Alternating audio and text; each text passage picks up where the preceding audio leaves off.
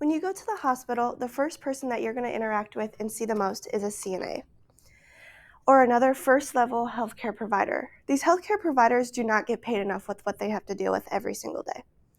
Actually, many fast food restaurants are getting paid more than these healthcare providers. Today we will be talking about the education and certification to become a CNA, the wage problem for CNAs, and the shortage of CNAs.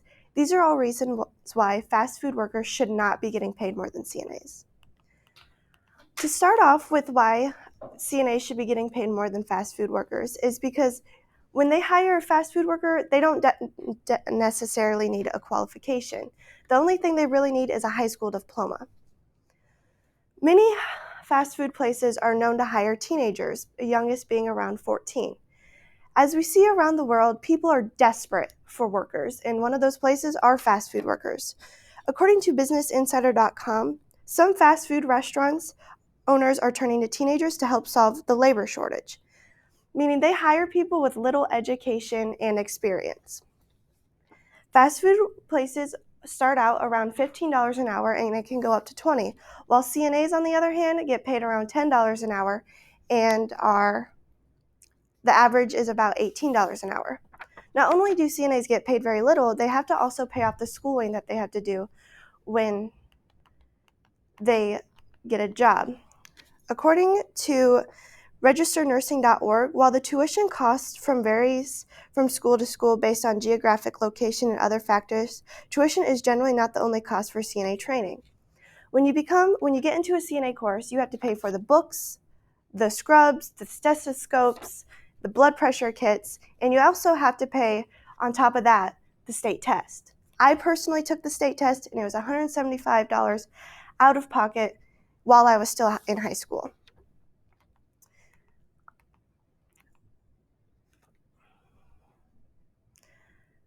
If you don't pass your state test, you have to also pay for it again. Those first couple of paychecks when you get a job is going towards paying off the schooling. In Iowa, a CNA course could be between $700 and $1,000, and that's not with everything I just added. When they get a job, their employer is responsible for documenting the hours they have to work. If you don't have a responsible employer and they don't document the hours, you could get your certification taken away, and you would have to restart the schooling. Another reason why fast food workers should not be getting paid more than a CNA is because we don't necessarily need fast food or fast food workers. According to Medical News Today, fast food impacts blood sugar and blood pressure, increases inflammation, and many may need an individual does not eat enough necessary nutrients. Meaning if you were to go to the hospital, that CNA would be taking care of you and all those problems. But at the end of the day, I have no problem with fast food workers. They're still working individuals. They still have lives, but they should not be getting paid more than someone who's in the healthcare field. CNAs have to deal with a lot with their job, mentally and physically. According to Medical News, a government website, NAs who assist with patients with activities of daily living also may come into contact with patients' urine, feces, sweat, and saliva as they assist with toileting, incontinence care, oral care, and bathing in a variety of settings, meaning they could come in contact with many different diseases. Some diseases include hepatitis, influenza, measles, mumps, and most recently COVID, and many, many more.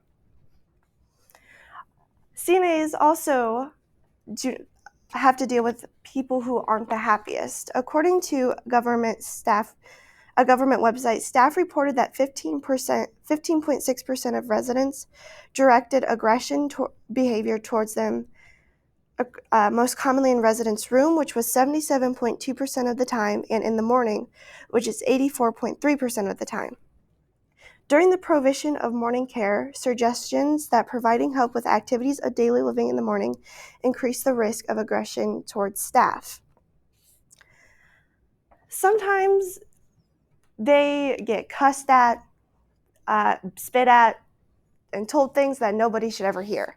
And we all know the horror stories of fast food workers getting things thrown at them, spit on, cussed at. But when a CNA comes into this job, they do it for the kindness of their heart. They don't prepare you at all for that in the course. They don't prepare you for the bad things. They kind of look at the happy things, which isn't realistic at all. One thing that should be really concerning to everyone in this room is how little the CNA's shortage, how bad the CNA shortage is. Every day, CNAs are leaving because of how many hours they have to work. Right now, CNAs are working over 12-hour shifts for only $10. Are you really willing to work that many hours to bathe, clean up feces, change adult briefs, change bedpans, and be around bodily fluids for $12.64 an hour just in Iowa? The answer is probably no. In Wisconsin, their shortage is so bad that they had to get the National Guard involved. According to the Army's website, approximately 70 Wisconsin National Guard members completed a 2-week CNA certified nursing training course at Madison College and were assigned to healthcare facilities across Wisconsin, meaning that this really shows how bad the shortage is. National Guards are supposed to go out in emergencies like national disasters, but since we have a CNA shortage, they're getting paid to do this. At the end of the day, CNAs should be getting paid more because they have to go through education and certification to become one. They don't get paid enough for what they have to deal with, and there's not enough people working. If you see someone helping the community, make sure to just go thank them.